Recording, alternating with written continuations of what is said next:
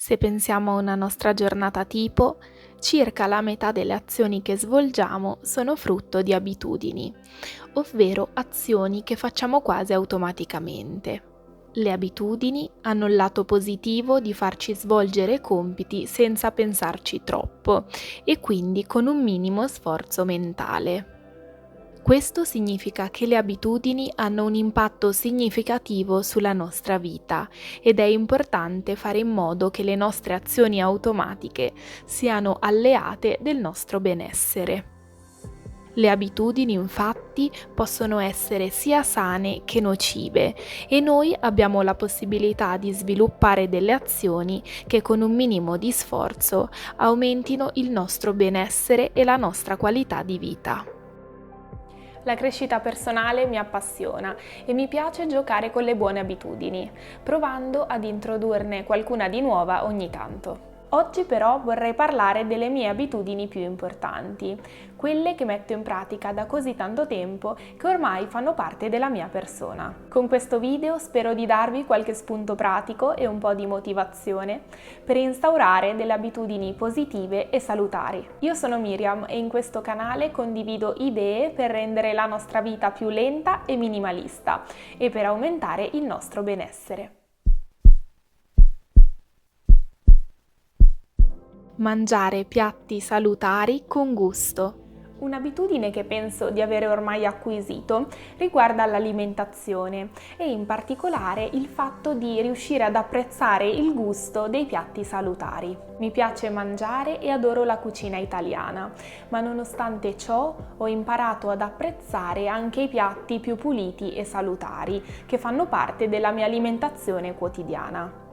Se magari in vacanza mangio più spesso al ristorante, quando torno alla quotidianità è un'esigenza per me ritornare a preparare piatti più semplici e sani, a base di verdure e di altri ingredienti genuini. Questa secondo me è un'abitudine vincente che mi permette di mangiare bene e con gusto in modo continuativo, senza dovermi affidare a diete restrittive e vissute come sacrificio. Ad esempio, io trovo molto d'aiuto il profilo Instagram di Martina la Salute in Cucina e il canale YouTube di Cucina Botanica, che sono due ragazze che propongono ricette salutari ma anche gustose. Mangiare lentamente. Considerate che dal momento in cui si inizia a mangiare occorrono circa 20 minuti prima che il segnale di sazietà raggiunga il nostro cervello. Mangiare lentamente è quindi un'abitudine che mi permette di mangiare un po' meno, avvertendo il senso di sazietà. Allo stesso tempo, mangiare con calma è utile per gustare maggiormente il nostro cibo, rilassandoci e migliorando allo stesso tempo anche la digestione. Camminare il più possibile.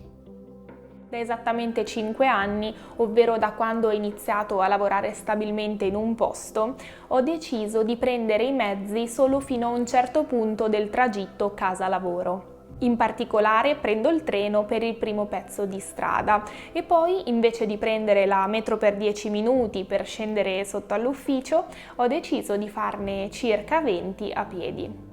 Sembra un'abitudine da poco, ma in questo modo ogni giorno lavorativo è assicurata la mia camminata di 40 minuti. Non so se ci crederete, ma vi dico che in questi 5 anni non ho preso la metro neanche in caso di pioggia o di neve. Per la mia testa la mia camminata è diventata una piacevole normalità che costa poco sforzo. E questo mi aiuta molto a rilassare la mente e a mantenermi fisicamente attiva. Fare le scale. Stesso discorso del punto precedente. Da 5 anni faccio anche le scale quando arrivo al lavoro la mattina. E non sto parlando di un primo piano, ma di ben 4 piani. Questo dimostra come un'abitudine possa davvero giocare a nostro vantaggio, perché anche se da fuori può sembrare un'azione faticosa, in realtà la svolgo automaticamente e senza pensarci. I primi giorni e le prime settimane si avrà ogni tanto la tentazione di dire ok, oggi prendo l'ascensore. Ma una volta passato questo periodo iniziale, la nostra testa non si preoccuperà nemmeno più di prendere la decisione e il risultato sarà tutto a nostro vantaggio. Eliminare lo zucchero dal caffè. Non mi ricordo nemmeno da quanto tempo ho eliminato lo zucchero nel caffè. Mi sono così abituata al reale gusto del caffè che se qualcuno erroneamente mi mette un cucchiaino di zucchero nella tazzina, non riesco più a berlo. Anche questo può sembrare a prima vista un cambiamento da poco, ma in realtà è tutt'altro. Se ottimisticamente usiamo solo una bustina di zucchero al giorno, significa che in un anno assumiamo ben 365 bustine di zucchero. Quindi eliminare lo zucchero nel caffè è una piccolissima azione quotidiana che porta a dei grandissimi risultati, completamente senza pensarci. Bere acqua durante il giorno. Una buona idratazione è fondamentale per tenerci in salute, eppure a volte ci scordiamo di bere. Per me ha funzionato il fatto di tenere sempre una borraccia vuota a fianco a me, ancora meglio se insieme a una tazza vuota da riempire. In questo modo, quando guardo la tazza mi ricordo in automatico che devo riempirla per bere un bel bicchiere d'acqua.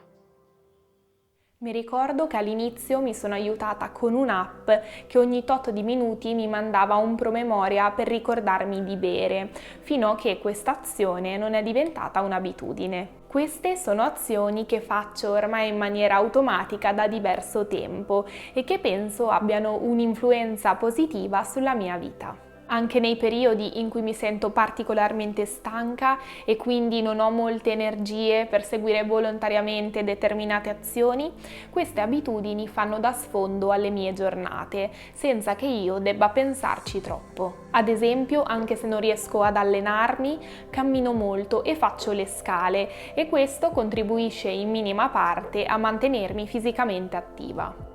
Spesso si fa l'errore di voler cambiare o inserire troppe abitudini tutte insieme. In realtà può essere molto utile andare a lavorare su una sola abitudine chiave, ovvero un'abitudine che può comportare delle reazioni a catena, permettendo lo sviluppo di altre abitudini secondarie. Di sicuro l'importante è fare un piccolo passo ogni giorno, senza continuare a rimandare e senza demoralizzarsi alla prima difficoltà. Anche nel mio caso, poco fa ho parlato di abitudini ormai consolidate, ma questo non significa che non ci siano delle circostanze in cui queste azioni vengano meno. L'importante è riflettere su questo potere racchiuso nelle azioni che svolgiamo automaticamente ogni giorno e fare del nostro meglio per instaurare e mantenere delle abitudini positive. E tu hai delle abitudini positive per il tuo benessere? Fammelo sapere nei commenti. Ricordati di lasciare un like se il video ti è piaciuto e di iscriverti al canale se ti interessa l'argomento. Ti ringrazio per aver guardato fino ad ora e ti do l'appuntamento alla prossima settimana con un nuovo video su slow living, minimalismo e crescita personale. A presto, ciao!